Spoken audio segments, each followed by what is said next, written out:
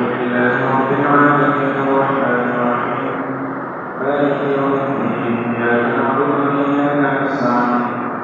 اهدنا الصراط المستقيم صراط الذين أنعمت عليهم غير المغضوب عليهم ولا الضالين قال نوح إنما وليتم من شيء فأما لله خمسه وللرسول ولذي القربى واليتامى والمساكين وابن السبيل إن كنتم آمنتم بالله وما أنزلنا على عبدنا يوم الفرقان يوم التقى الجمعان والله على كل شيء قدير إذ أنتم بالعدوة الدنيا وهم بالعدوة القصوى والرب أسفل منكم ولو تواعدتم لاختلفتم في الميعاد ولكن ليقضي الله أمرا كان مفعولا ليهلك من هلك عن بينة ويحيى من حي عن بينة وإن الله سميع عليم يريكم الله في منامك قليلا ولو أراكهم كثيرا لمشركوا ولتنازعتم في الأمر ولكن الله سهل إنه عليم بذات الصدور وإن يريكموهم إذ التقيتم في أعينكم قليلا ويقللكم في أعينهم ليغفر الله أمرا كان مفعولا وإلى الله ترجع الأمور يا أيها الذين آمنوا إذا لقيتم فئة فاذكروا الله كثيرا لعلكم تفلحون وأطيعوا الله ورسوله ولا تنازعوا فتفشلوا وتذهب ريحكم واصبروا إن الله مع الصابرين ولا تكونوا كالذين خرجوا من ديارهم بأطفالهم ورئاء الناس ويصدون عن سبيل الله والله بما يعملون محيط وإذ زين لهم الشيطان أعمالهم وقال لا غالب لكم اليوم من الناس إني جار لكم فلما تراءت الفئتان نكص على عقبيه وقال إني بريء منكم إني أرى ما لا ترون إني أخاف الله والله شديد العقاب إذ يقول المنافقون والذين في قلوبهم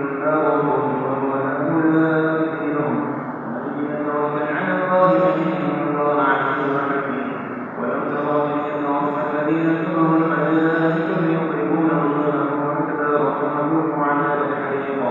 ذلك بما قدمت أيديكم وأن الله ليس بظلام للعبيد كذلك فرعون والذين من قبلهم كفروا بآيات الله فأخذهم الله بذنوبهم إن الله قوي شديد العقاب ذلك بأن الله لم يكن مغيرا نعمة أنعمها على قوم حتى يغيروا ما بأنفسهم وأن الله سميع عليم كذلك آل فرعون والذين من قبلهم كذبوا بآيات ربهم فأهلكناهم بذنوبهم وأغرقنا آل فرعون وكل كانوا ظالمين إن شر الدواب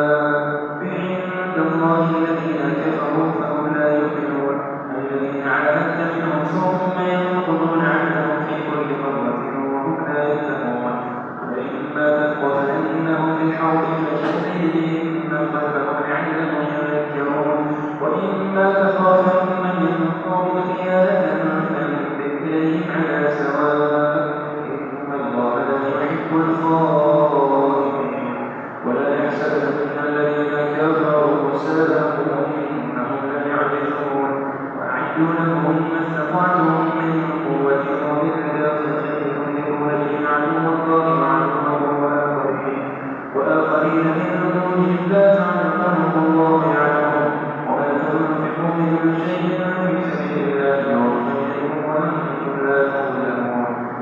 وإن جاهدوا للسلم فاجنح لها وتوكل على الله إنه هو السميع العليم وإن يريدوا أن يخدعوك فإن حسبك الله هو الذي أيدك بنصره وبالمؤمنين وألف بين قلوبهم لو أنفقت ما في الأرض جميعا ما ألفت بين قلوبهم ولكن الله ألف بينهم إنه عزيز حكيم يا أيها النبي حسبك الله ومن اتبعك من المؤمنين يا أيها النبي حسبك المؤمنين على القتال إن يكن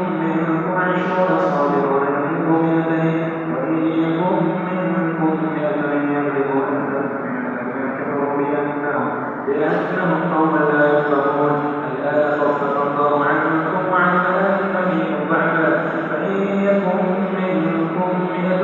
صابرة يغلبوا 200 وإن يكن منكم 1000 يغلبوا 2000 بإذن الله والله مع الصابرين. ما كان لنبي أن يكون له أسرى حتى يسعى في الأرض تريدون عرض الدنيا والله يريد الآخرة والله عزيز حكيم. لولا كتاب من الله سبق لمسكم فيما أخذتم ثم عذاب عظيم فكلوا مما غنمتم حلالا طيبا واتقوا الله إن الله غفور رحيم. يا أيها النبي قل لمن في أيديكم من الأسرى يعلم الله في قلوبكم خيرا يؤتكم خيرا مما أخذ منكم ويغفر لكم والله غفور رحيم. وإن يريدوا خيانتك فقد خانوا الله من قبل فأمكن منهم والله عليم حكيم. إن الذين آمنوا وهاجروا وجاهدوا بأموالهم وأنفسهم في سبيل الله والذين آووا ونصروا أولئك بعضهم أولياء بعض والذين آمنوا ولم يهاجروا ما لكم من ولايتهم من شيء حتى يهاجروا وإن استنصروكم في الدين فعليكم النصر إلا على قوم بينكم وبينهم ميثاق والله بما تعملون بصير. والذين كفروا بعضهم أولياء بعض لا تفعلوا تكن فتنة والذين آمنوا وهاجروا وجاهدوا في سبيل الله والذين آووا ونصروا أولئك هم المؤمنون حقا لهم مغفرة ورزق كريم. والذين آمنوا من بعد وهاجروا وجاهدوا معهم فأولئك منهم وأولو الأرحام بعضهم أولى ببعض من كتاب الله إن الله بكل شيء عليم.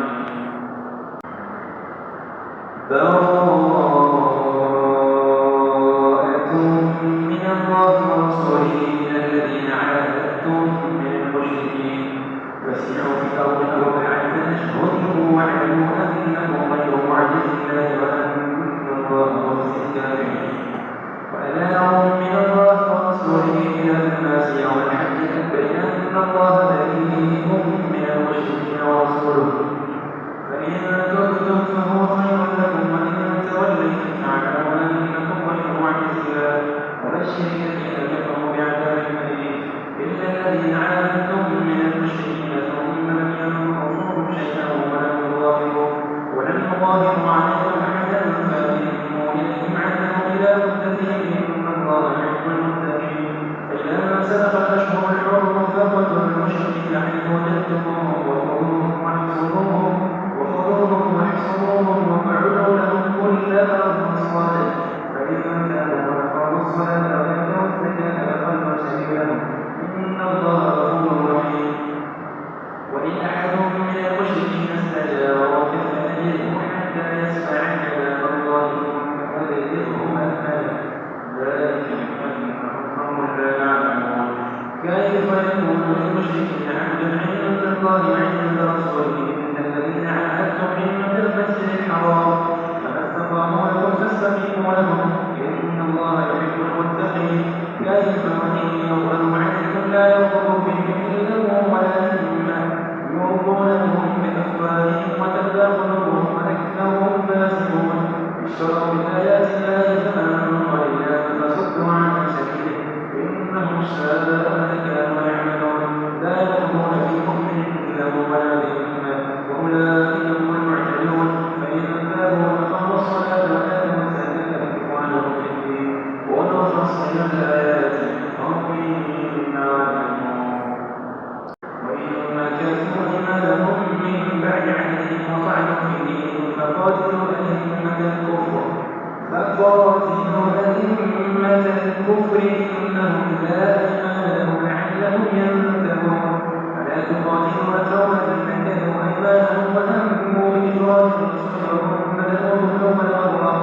أتخشونهم فالله أحق أن تخشوه إن كنتم مؤمنين. قاتلوهم يعذبهم الله بأيديكم ويخزيهم وينصركم عليهم ويشفي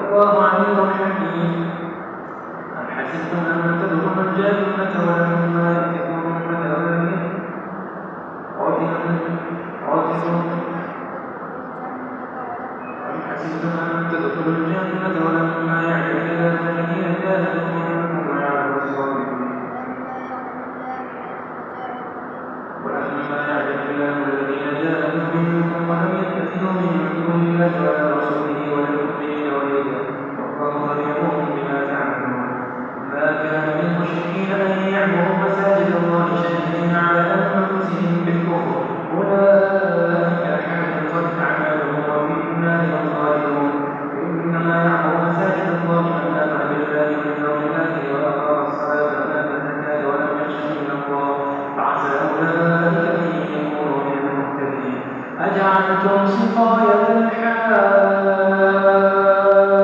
وعمارة المسجد الحرام كمن آمن بالله واليوم الآخر وأقام الصلاة وآتى الزكاة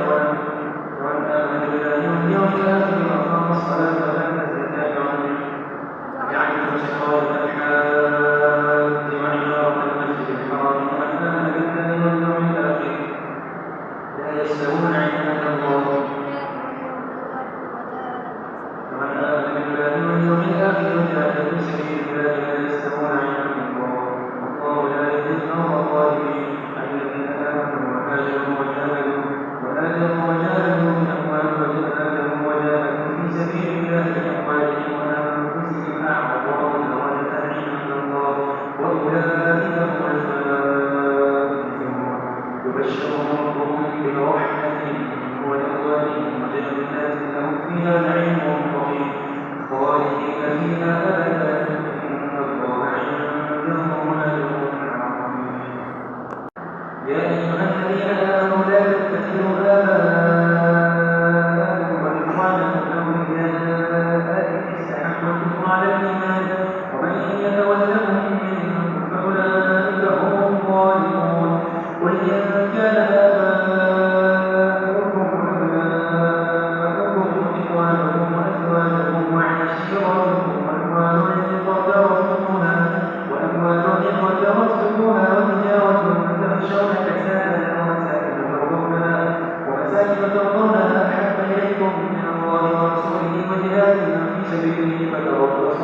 فتربصوا حتى يأتي الله بأمره إن الله لا يهدي القوم الفاسقين لقد نصركم الله في مواطن كثيرة والله لا يهدي القوم الفاسقين لقد نصركم الله في مواطن كثيرة ويوم حنين إذ أعجبتكم كثرتكم فلم تغن عنكم شيئا وضاقت عليكم الأرض بما رحبت ثم وليتم مدبرين ثم أنزل الله سكينته على رسوله وعلى المؤمنين وأنزل جنودا لم تروها وعذب الذين كفروا وذلك جزاء الكافرين ثم يتوب الله من بعد ذلك على من يشاء والله غفور رحيم يا أيها الذين آمنوا إنما المشركون نجس فلا يقربوا المسجد الحرام بعد عامهم هذا وإن خفتم عيلة فسوف يغنيكم الله من فضله إن شاء إن الله عليم حكيم قاتلوا الذين لا يؤمنون بالله ولا باليوم الآخر ولا يحرمون ما حرم الله ورسوله ولا يدينون دين الحق من الذين أوتوا الكتاب حتى يعطوا الجزية عن يد وهم صاغرون وقالت اليهود عزير ابن الله وقالت النصارى المسيح ابن الله ذلك قولهم بأفواههم يظاهرون قول الذين كفروا من قبل قاتلهم الله أنى يؤفكون اتخذوا أحبارهم ورهبانهم أربابا من دون الله والمسيح ابن مريم وما أمروا إلا ليعبدوا إلها واحدا لا إله إلا هو سبحانه عما يشركون يريدون أن يطفئوا نور الله بأفواههم ويأبى الله إلا أن يتم نوره ولو كره الكافرون هو الذي أرسل رسوله بالهدى ودين الحق ليظهره على الدين كله ولو كره المشركون يا أيها الذين آمنوا إن كثيرا من الأحبار والرهبان يأكلون أموال الناس بالباطل ويصدون عن سبيل الله والذين يكنزون الذهب والفضة ولا ينفقونها في سبيل الله فبشرهم بعذاب أليم يوم يحمى عليها في نار جهنم فتكوى بها جباههم وجنوبهم وظهورهم هذا ما كنتم لأنفسكم فذوقوا ما كنتم تكنزون إن عدة الشهور عند الله 12 شهرا في كتاب الله يوم خلق السماوات والأرض منها أربعة حرم ذلك الدين القيم فلا تظلموا فيهن أنفسكم وقاتلوا المشركين كافة كما يقاتلونكم كافة واعلموا أن الله مع المتقين إنما النسيء زيادة في الكفر يضل به الذين كفروا يحلونه عاما ويحرمونه عاما ليواطئوا عدة ما حرم الله فيحلوا ما حرم الله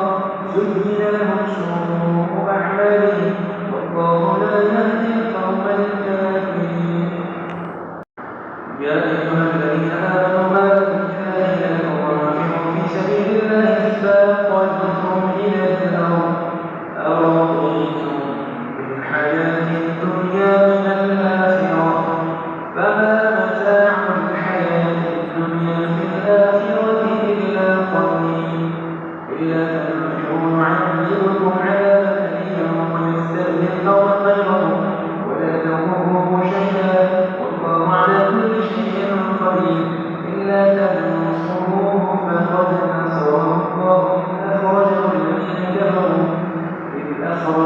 الذين كفروا ثاني اثنين إذ هما في الغار إذ يقول لصاحبه لا تحزن إن الله معنا وأنزل الله سكينته عليه وأيده بجنود لم تروها وجعل كلمة الذين كفروا السفلى وكلمة الله هي العليا والله عزيز حكيم. انفروا خفافا وثقالا وجاهدوا بأموالكم وأنفسكم في سبيل الله ذلكم خير لكم إن كنتم تعلمون. لو كان عرضا قريبا وسفرا قاصدا لاتبعوك ولكن بعدت عليهم الشقة وسيحلفون بالله لئن استطعنا لخرجنا معكم يهلكون أنفسهم والله يعلم إنهم لكاذبون. عفى الله عنك لما أذنت لهم حتى يتبين لك الذين صدقوا وتعلم الكاذبين. لا يستأذنك الذين يؤمنون بالله واليوم الآخر أن يجاهدوا بأموالهم وأنفسهم والله عليم بالمتقين. إنما يستأذنك الذين لا يؤمنون بالله واليوم الآخر وارتابت قلوبهم فهم في ريبهم يترددون ولو أرادوا الخروج لأعدوا له عدة ولكن كره الله بعاثهم فثبتهم وقيل اقعدوا مع القاعدين. لو خرجوا فيكم ما زادوكم إلا خبالا ولأوضعوا خلالكم يبغونكم الفتنة وفيكم سماعون لهم والله عليم بالظالمين. لقد ابتغوا الفتنة من قبل وقلبوا لك الأمور حتى جاء الحق وظهر أمر الله وهم كارهون. ومنهم من يقول ائذن لي ولا تفتني ألا في الفتنة سقطوا وإن جهنم لمحيطة بالكافرين. إن تصلك حسنة تسؤهم وإن تصلك مصيبة يقولوا قد أخذنا أمرنا من قبل ويتولوا وهم فرحون. قل لن يصيبنا إلا ما كتب الله لنا ومولانا وعلى الله فليتوكل المؤمنون. قل هل تربصون بنا إلا إحدى الحسنيين ونحن نتربص بكم أن يصيبكم الله بعذاب من عنده أو بأيدينا فتربصوا إنا معكم متربصون. قل أنفقوا طوعا أو كرها لن يتقبل منكم إنكم كنتم قوما فاسقين. وما منعهم أن تقبل منهم نفقاتهم إلا أنهم كفروا بالله وبرسوله ولا يأتون الصلاة إلا وهم كسالى ولا ينفقون إلا وهم كارهون. فلا تعجبك أموالهم ولا أولادهم إنما يريد الله ليعذبهم بها في الحياة الدنيا وتزهق أنفسهم وهم كافرون. ويحلفون بالله إنهم لمنكم وما هم منكم ولكنهم قوم يفرقون. لو يجدون ملجأ أو مغارات أو مدخلا يولوا إليه وهم يجمحون. ومنهم من يلمزك في الصدقات فإن أعطوا منها رضوا وإن لم يعطوا منها إذا هم يسخطون. ولو أنهم رضوا ما آتاهم الله ورسوله وقالوا حسبنا الله سيؤتينا الله من فضله ورسوله إنا إلى الله راغبون. إنما الصدقات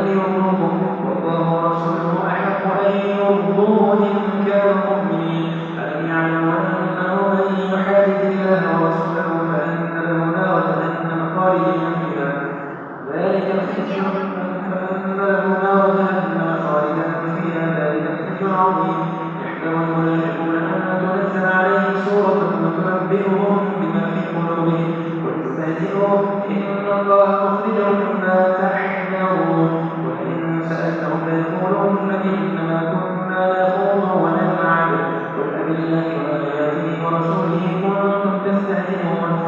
لا تعتذروا قد كفرتم بعد إيمانكم إن نعف عن طائفة منكم نعذب طائفة بأنهم كانوا مجرمين المنافقون والمنافقات بعضهم من بعض يأمرون بالمنكر وينهون عن المعروف ويقبضون أيديهم نسوا الله فنسيهم إن المنافقين هم الفاسقون وعد الله المنافقين والمنافقات والكفار وجهنم خالدين فيها هي حسبهم ولعنهم الله ولهم عذاب مقيم الذين من قبلكم كانوا أشد منكم قوة وأكثر أموالا وأولادا فاستمتعوا بخلاقهم فاستمتعتم بخلاقكم كما استمتع الذين من قبلكم بخلاقهم وكنتم كالكفار أولئك حبطت أعمالهم في الدنيا والآخرة وأولئك هم الخاسرون ألم يأتكم نبأ الذين من قبلكم قوم نوح وعاد وثمود وقوم إبراهيم وأصحاب مدين والمؤتفكات أتتهم رسلهم بالبينات فما كان الله ليظلمهم ولكن كانوا أنفسهم يظلمون والمؤمنون والمؤمنات بعضهم أولياء بعض يأمرون بالمعروف وينهون عن المنكر ويقيمون الصلاة ويؤتون الزكاة يأمرون بالمعروف وينهون عن المنكر ويقيمون الصلاة ويؤتون الزكاة ويطيعون الله ورسوله أولئك سيرحمهم الله إن الله عزيز حكيم وعد الله المؤمنين والمؤمنات جنات تجري من تحتها الأنهار خالدين فيها وعد الله المؤمنين والمؤمنات جنات تجري من تحتها الأنهار خالدين فيها ومساكن طيبة في جنات عدن ورضوان من الله أكبر ذلك هو الفوز العظيم يا أيها النبي جاهد الكفار والمنافقين واغلظ عليهم ومأواهم جهنم وبئس المصير يحلفون بالله ما قالوا ولقد قالوا كلمة الكفر وكفروا بعد إسلامهم وهموا بما لم ينالوا وما نقموا إلا أن أغناهم الله ورسوله من فضله فإن يتوبوا يكون خيرا لهم وإن يتولوا يعذبهم الله عذابا أليما في الدنيا والآخرة وما لهم في الأرض من ولي ولا نصير ومنهم من عاهد الله لئن آتانا من فضله لنصدقن ولنكونن من الصالحين فلما آتاهم من فضله بخلوا به وتولوا وهم معرضون فأعقبهم نفاقا في قلوبهم إلى يوم يكفرونه بما أخلفوا الله ما وعدوه وبما كانوا يكذبون ألم يعلموا أن الله يعلم سرهم ونجواهم وأن الله علام الغيوب الذين يجدون المطوعين للمؤمنين بالصدقات والذين لا يجدون إلا جهدهم فيسخرون منهم سخر الله منهم ولهم عذاب أليم استغفر لهم أو لا تستغفر لهم إن تستغفر لهم 70 مرة فلن يغفر الله لهم ذلك بأنهم كفروا بالله ورسوله والله لا يهدي القوم الفاسقين فيحب خلفون بمقعدهم خلاف رسول الله وكرهوا أن يجاهدوا بأموالهم وأنفسهم في سبيل الله وقالوا لا تنفروا في الحرب قل نار جهنم أشد حرا لو كانوا يفقهون فليضحكوا قليلا وليبكوا كثيرا جزاء بما كانوا يكسبون فإن رجعك الله إلى طائفة منهم فاستأذنوك للخروج فقل لن تخرجوا معي أبدا ولن تقاتلوا معي عدوا إنكم رضيتم بالقعود أول مرة فاقعدوا مع الخالفين ولا تصل على أحد منهم مات أبدا ولا تقم على قبره إنهم كفروا بالله ورسوله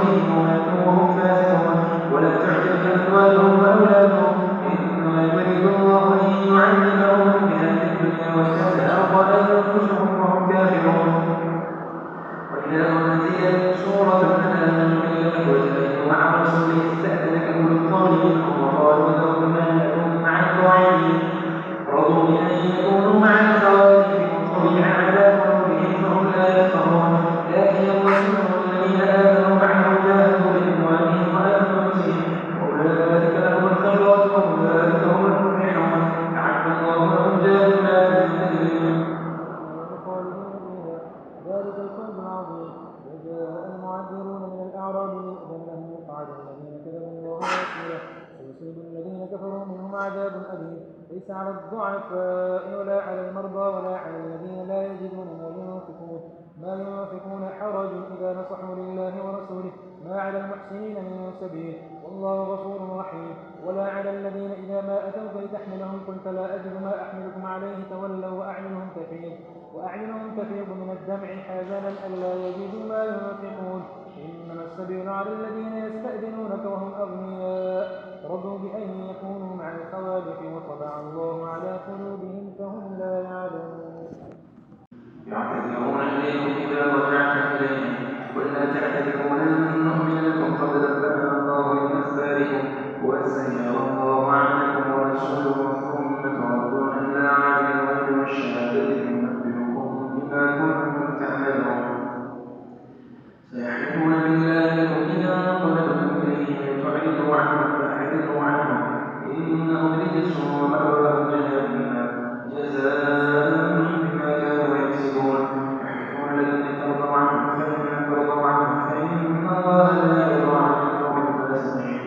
الأعراب أشد كفرا ونفاقا وأجدر أن لا يعرفوا حدود ما أنزل الله على رسوله والله عليم حكيم. ومن الأعراب من يتخذ ما ينفق مغرما ويتربص بكم الدوائر عليهم دائرة السوء والله سميع عليم. ومن الأعراب من يؤمن بالله واليوم الآخر ويتخذ ما ينفق قربات عند الله وصلاة الرسول ألا إنها قربة لهم ويدخلهم الله في رحمته إن الله غفور رحيم.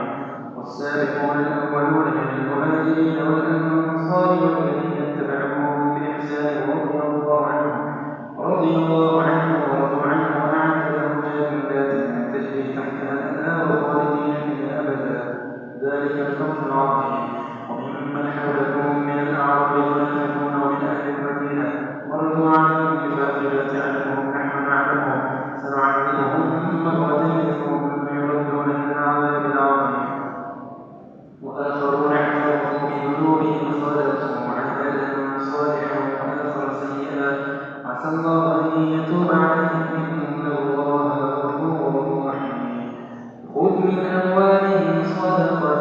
تطهرهم وتزكيهم بها وصل عليهم إن صلاتك سكن لهم والله سميع عليم. ألم يعلموا أنه من يحادي الله ورسوله فأن له نار جهنم ألم يعلموا أن الله هو يقبل التوبة عن عباده ويأخذ الصدقات وأن الله هو التواب الرحيم. وقل اعملوا فسيرى الله عملكم ورسوله والمؤمنون وستردون إلى عالم الغيب والشهادة فينبئكم بما كنتم تعملون. وآخرون قلوا بأمر الله إما يعذبهم وإما يتوب عليهم والله عليم حكيم. والذين اتخذوا مسجدا ضرارا وكفرا وتفريقا بين المؤمنين وإرصادا لمن حرم الله ورسوله من قبل ولا يحلفون إن أردنا إلا الحسنى والله يشهد إنهم لكاذبون. لا تقم فيه أبدا لمسجد أسس على التقوى من أول يوم أحق أن تقوم فيه رجال يحبون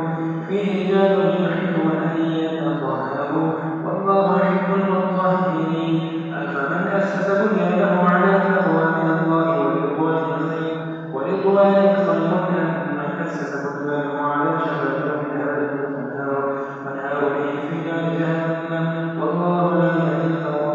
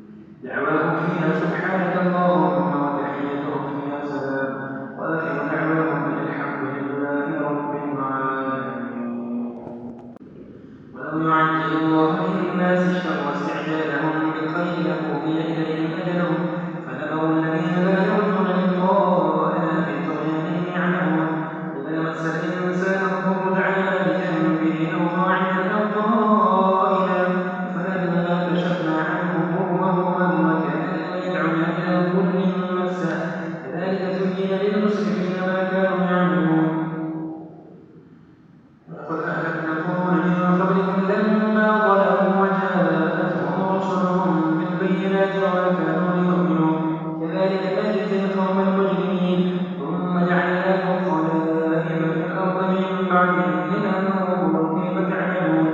وإذا تتلى عليهم آياتنا بينات قال الذين لا يرجون لقاءنا ائت بقرآن غير هذا أو بدله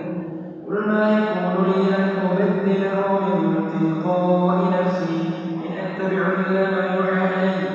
إني أخاف إن عصيت ربي عذاب يوم عظيم قل لو شاء الله ما تلوته عليكم ولا أدراكم به فقد لبثت فيكم عمرا من قبله أفلا تعقلون فمن أظلم ممن افترى على الله كذبا أو كذب بآياته إنه لا يفلح المجرمون